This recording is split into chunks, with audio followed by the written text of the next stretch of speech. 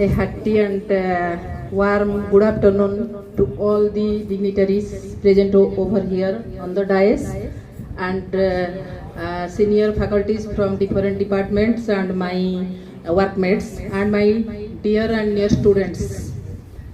So at first I would like to give thanks to the head of the Science Society, Dr. Anusuya Raut ma'am, for giving me such an opportunity to speak few words regarding science and our life through my short creation Odia poem.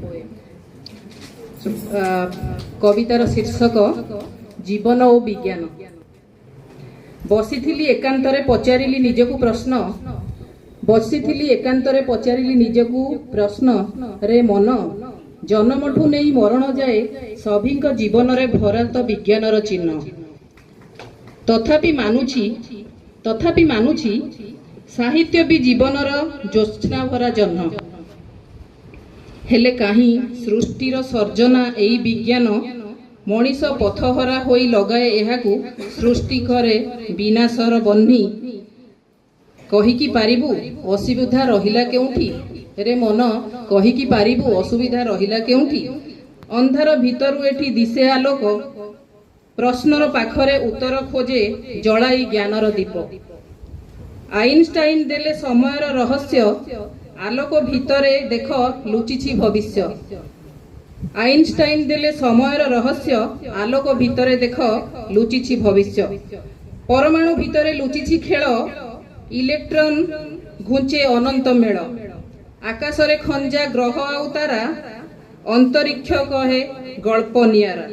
तथापि काहींकि आजि विनाशर धारा तथापि काहींकि आजि विनाशर धारा एही प्रश्न उंकी मारे मनरे मोर आजि उठुछि एहा. तेणु मु उत्थापित करिछि काळे पाइजिबि उत्तर आमर अतिथि ज्ञानी द्वयंक ठारू एही मंचरे.